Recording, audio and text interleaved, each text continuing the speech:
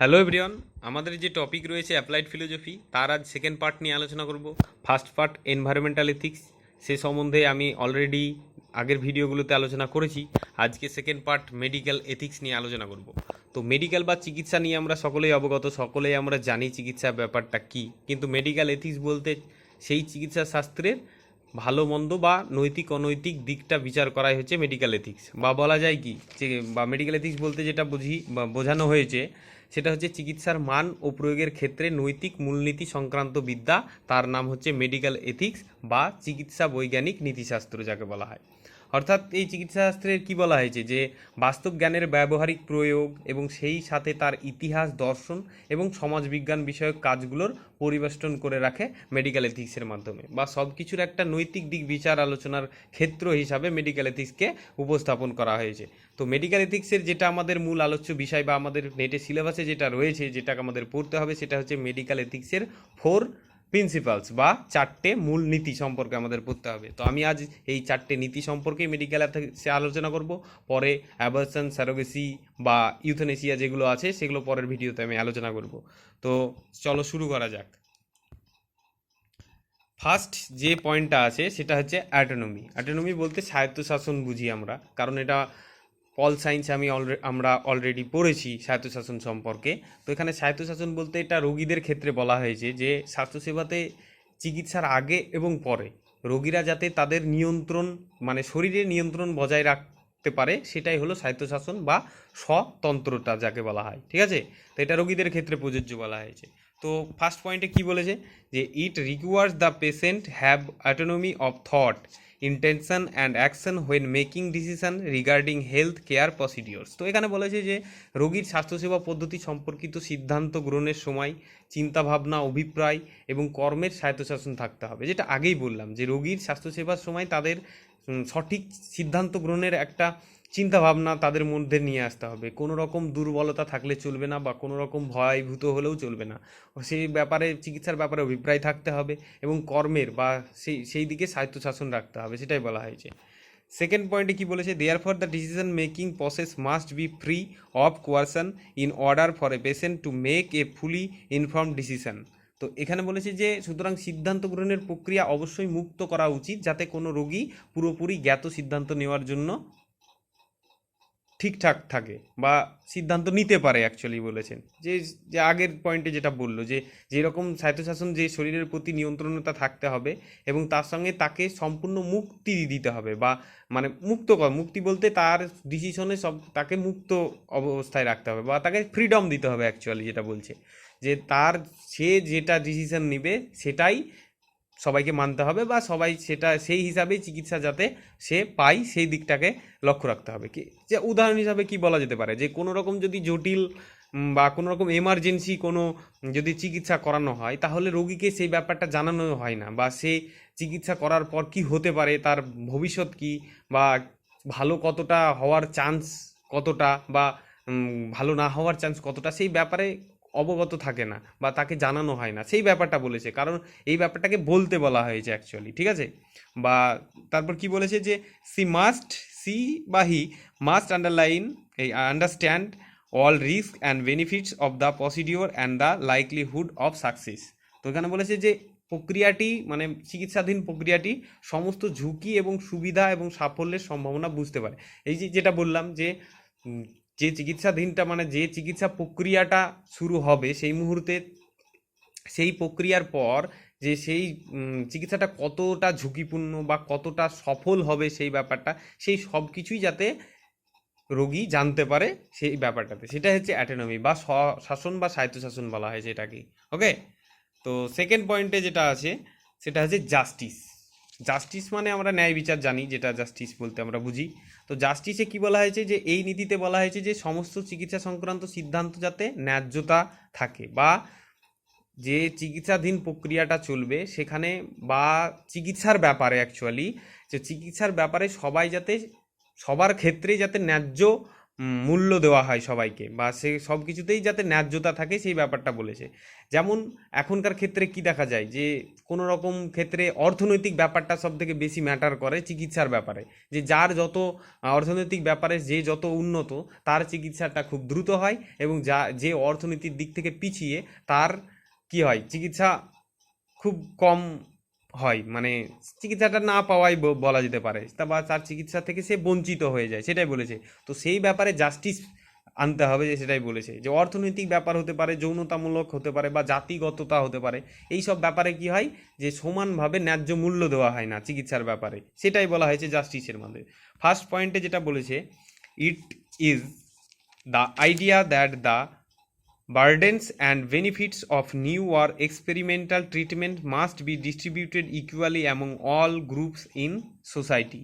তো এখানে কি বলেছে যে পরীক্ষামূলক চিকিৎসার বোঝা এবং সুবিধাগুলি সমাজের সকল দলের মধ্যে সমানভাবে বিতরণ করা উচিত।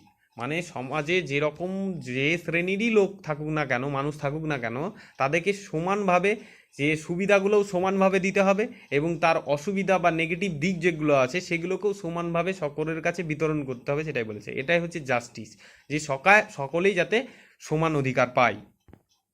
সেকেন্ডে বলা হয়েছে, it requires the procedures uphold the spirit of existing laws and are fair to all players involved. এখানে কি বলেছে যে এটি প্রয়োজনীয় পদ্ধতিগুলি বিদ্যমান আইনগুলির চেতনা সম্পন্ন রাখতে হবে, মানে সব কিছু সব যে আইনগুলো রয়েছে সেগুলো সব কিছুতে চেতনা সম্পন্ন হতে হবে, বা সবাই যাতে সেই কীরকম চিকিৎসাধীনের যে আইনগুলো রয়েছে সেগুলো সবাই যাতে অবগত হয় সেই ব্যাপারে, সেটা ধনী হোক দরিদ্র হোক সেটার কোনো ভেদাভেদ যাতে না করা হয়।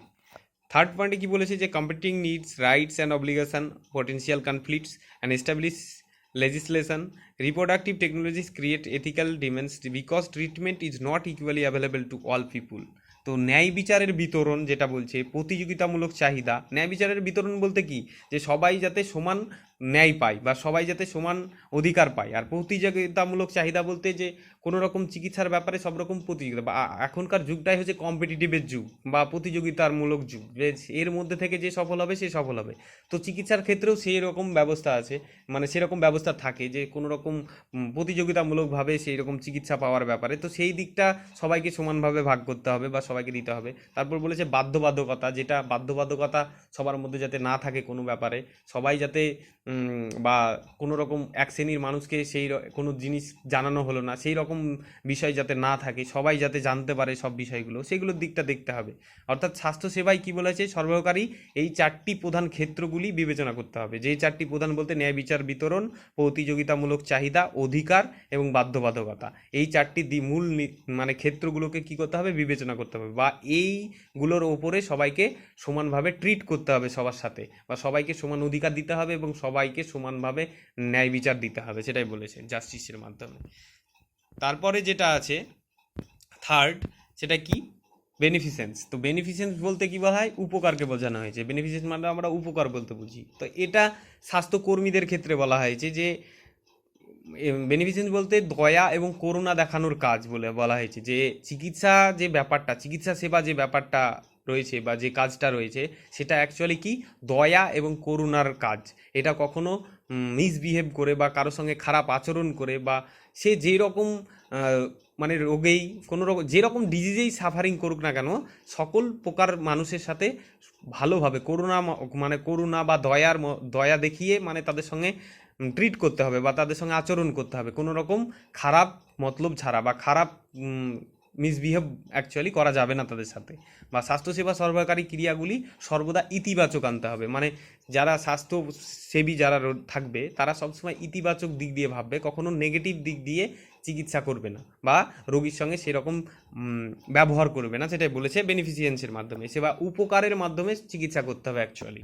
তো ফার্স্ট পয়েন্টে যেটা বলা হয়েছে, it requires that the procedures of be provided with the intent of doing good for the patient involved। তো এখানে বলা হয়েছে যে প্রক্রিয়া জড়িত রোগীর প্রয়োজনে ভালো করার অভিপ্রায় সরবরাহ করা উচিত, যেটা আগেই বললাম যে সবসময় রোগীর ভালো দিক চিন্তা করতে হবে, ইতিবাচক দিক চিন্তা করতে হবে স্বাস্থ্যকর্মীদের, কখনোই বা স্বাস্থ্যসেবীদের কখনোই নেগেটিভ দিক দিয়ে ভাবা যাবে না, বা সবসময় উচিত জিনিসটাই সরবরাহ করা উচিত, সেটাই বলেছে। সেকেন্ডে কি বলেছে, demands that health care providers develop and maintain skills and knowledge continually update training. তো স্বাস্থ্যসেবীদের ক্ষেত্রে আবার কি বলেছে, যে স্বাস্থ্যসেবা সরবরাহকারী দক্ষতা রাখতে হবে বা সেরকম ভালো দক্ষতা সম্পন্ন হতে হবে অ্যাকচুয়ালি। যে এখনকার যুগে কি হয়, বা টাকার বিনিময়ে কোনো কেউ কেউ ডাক্তারি পাস করে নিচ্ছে, ডাক্তার হয়ে যাচ্ছে, এরকম খবর শুনতে পাওয়া যায়। যে এই রকম করলে চলবে না, অন্যান্য এটা ডাক্তার পুরো পুরো অন্যান্য যেসব পেশাগুলো রয়েছে তার থেকে পুরো আলাদা পেশা হচ্ছে ডাক্তারি। এটা পুরো নিজেকে দক্ষতাশীল হলেই সে ডাক্তার হতে পারবে বা চিকিৎসা সেবী বা স্বাস্থ্যসেবী হতে পারবে। সেই জন্য বলেছে যে চিকিৎসা সেবীদের কী করতে হবে, দক্ষতা সম্পন্ন হতে হবে। তারপর কি বলেছে, যে provider develop maintain skills and knowledge. তো তাদের দক্ষতা এবং জ্ঞান বিকাশ করতে হবে। যে দক্ষতা যেটা রয়েছে, কোনো স্কিলস যেটা রয়েছে সে বা তাদের জ্ঞানকে আরও মানে আস্তে আস্তে কী করতে হবে, বিকাশ করতে হবে সেই সব ব্যাপারে। ঠিক আছে। আবার কি বলেছে, কন্টিনিউয়ালি আপডেট ট্রেনিং। তো তাদের ট্রেনিংটাকে আরও আপডেট করতে হবে বা আস্তে আস্তে সব কিছুই ভালোভাবে যাতে হয় সেই দিকটাকে নিজেকে ডেভেলপ করতে হবে সেই ব্যাপারে। কারণ আমরা জানি কোনো জিনিসকে নিয়ে আমরা যতটাই চর্চা করব সেই জিনিসটা সম্বন্ধে আমরা ততটাই জানতে পারবো বা সেই সম্বন্ধে আমরা ততটা এক্সপিরিয়েন্সেবল হব। সেটাই বলেছে যে আস্তে আস্তে তাদের যে ট্রেনিং যে ব্যাপারটা রয়েছে সেটাকে আরও কী করতে হবে, আপডেট করতে হবে বলেছে। তো থার্ড পয়েন্টে বলেছে, consider the individual circumstances of all patient and strive for net benefit. তো সমস্ত রোগীর স্বতন্ত্র পরিস্থিতিতে বিবেচনা করতে হবে এবং নেট বেনিফিট যাতে রোগীরা পায় সেই দিকে সচেষ্ট হতে হবে বা রোগীদের পরিস্থিতি বিবেচনা করতে হবে। মানে রোগীরা কী রকম পরিস্থিতিতে রয়েছে, সে কোন রকম সিচুয়েশনে সাফার করছে, সেই সব ব্যাপারগুলোকে দেখতে হবে এবং সেই বেসিসে তারা যাতে নেট বেনিফিটটা পায় সেই দিকে সচেষ্ট হতে হবে, সেটাই বলা হয়েছে। ওকে। তো নেক্সট যেটা আছে সেটা হচ্ছে নন ম্যালিফিসেন্স। তো নন ম্যালিফিসেন্স বলতে এখানে বলা হয়েছে যে কি, যে অ মানে অপরাধ প্রবণতাকে বলা হয়েছে। মানে অপরাধ প্রবণতা যেটা আছে সেটাকে অপরাধ প্রবণতা, মানে অপরাধ থেকে বিরত থাকা অ্যাকচুয়ালি, সেটাকে বলা হয়েছে। আর এটাই এই স্বাস্থ্যসেবা নীতিশাস্ত্রে যেটা রয়েছে আমাদের মেডিকেল এথিক্সের যে 4টি নীতি রয়েছে তার আগের 3টি নীতির থেকে সব থেকে বেশি অগ্রাধিকার প্রাপ্ত নীতি হচ্ছে এই নন ম্যালিফিসেন্স বা অপরাধ প্রবণতার যে নীতিটি রয়েছে এটা হচ্ছে বেশি অগ্রাধিকার প্রাপ্ত। ওকে। তো এর অর্থ কি, এর অর্থ হলো মানে স্বাস্থ্যসেবা পেশাদার হিসাবে অবশ্যই কোনো ক্ষতি করা যাবে না। মানে এখানে বলেছে যে অপরের মানে স্বাস্থ্যসেবা বা স্বাস্থ্যসেবী হিসাবে কখনোই কারো ক্ষতি করা যাবে না, সেটা যেরকমই হোক না কেন বা যেই রকমই সে যেরকম মানে অ্যাকচুয়ালি বলতে কোনো পার্সন যেরকমই ডিজিজে সাফার করুক না কেন, যে বা যেরকম রোগ হোক না কেন, সেটা ভালো হোক খারাপ হোক বা জটিল হোক বা যেরকমই রোগ হোক না কেন, তাদের সঙ্গে সমান একটা ভালো পেশেন্টের সঙ্গে যেরকম বিহেভ করবে একটা জটিল রোগপ্রাপ্ত যে সব ইয়েগুলো রয়েছে মানে রোগীগুলো রয়েছে তাদের সঙ্গেও যাতে সেই রকমই ব্যবহার করে বলেছে, বা তাদের সঙ্গে কোনো অপকার করা যাবে না, তাদের উপকার মানে ক্ষতি করা যাবে না অ্যাকচুয়ালি যেটা বলেছে। ঠিক আছে। আর কর্মীদের সিদ্ধান্ত নেওয়ার আগে স্বস্বাধীনতার মানে সাথে মূল্যায়ন করা উচিত। মানে বলেছে যে কর্মীরা যাতে যেসব সিদ্ধান্ত নিবে, স্বাস্থ্যকর্মী যারা রয়েছেন তারা যেসব সিদ্ধান্ত নিবে সেটা আগে তার মূল্যায়ন করা উচিত বা সেটাকে নিয়ে আগে ভাবতে হবে সেটা কতটা সুবিধা পাবে রোগীরা, সেই ব্যাপারে তাদেরকে ঠিকঠাক রাখতে হবে যাতে তাদের চিকিৎসার জন্য তাদের মানে রোগীদের যাতে কোনো ক্ষতি না হয়, সেটাই হচ্ছে নন ম্যালিফিসেন্সের এই নীতির প্রধান উদ্দেশ্য। তো ফার্স্ট পয়েন্টে যেটা কি বলেছে, যে it requires that procedure do not harm to patient involve of their other in society. তো এই আগেই যেটা বললাম যে এখানে কি বলেছে, যে কোনো প্রক্রিয়াতেই যাতে মানে রোগীর যে চিকিৎসাধীন প্রক্রিয়ার ফলে যাতে রোগীর কোনো বা রোগী হোক বা রোগীর সমাজের বাইরে কোনো রোগীর যাতে কোনো রকম ক্ষতি না হয় সেই দিকটা দেখতে হবে। তারপর infertility specialist operate under the assumption the that they are doing no harm or at least minimizing harm by pursuing the greater good. তো এখানে একটা বিশেষ জটিল রোগের কথা বলা হয়েছে, যেমন বন্ধ্যাত্ব যে রোগটা আছে।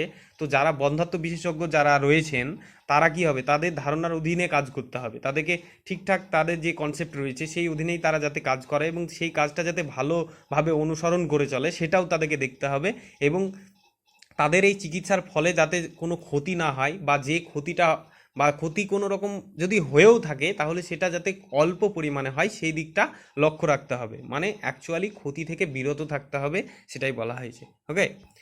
তো নেক্সট যেটা বলা হয়েছে সেটা কি বলেছে, যে assistive reproductive technologies have limited success rates, uncertain overall outcomes. The emotional stage the patient may be impacted negatively. তো এখানে কারণ সহায়ক একটা কথা বলেছে, প্রজনন প্রযুক্তির সীমিত সাফল্যের হার সামগ্রিক ফলাফলের অনিশ্চিত।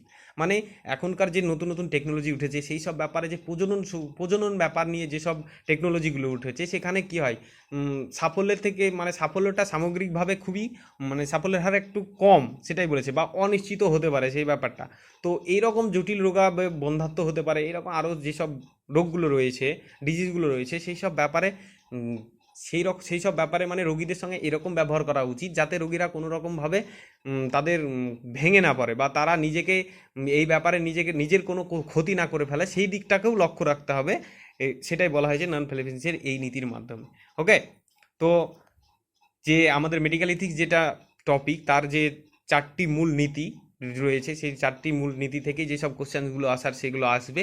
তো আশা করি এর মধ্যে থেকেই আসবে বা এগুলো থেকেই হবে। আমি পুরো টপিকটা আলোচনার পর মক টেস্ট আমি একটা তৈরি করব, যেটা আমার ফেসবুক পেজে সবাই পেয়ে যাবে, যেখানে সব মক টেস্টগুলো দিতে পারবে। তো মক টেস্ট অ্যাটেন্ড করার আগে সবাইকে এটাই আমি প্রোভাইড করব যে আগে আমার ভিডিওগুলো ভালোভাবে দেখবে, তারপর মক টেস্টে অ্যাটেন্ড করবে। কারণ মক টেস্টে যেসব কোশ্চেনগুলো আমি দিয়েছি পুরোপুরি কিছু কিছু যতগুলো বইয়ে যেসব কোশ্চেনগুলো দেওয়া আছে সেখান থেকেও তুলেছি, কিছুটা আমার ওপিনিয়ন থেকেও দেওয়া আছে, যাতে এর বাইরে কোনো কোশ্চেন না হয়।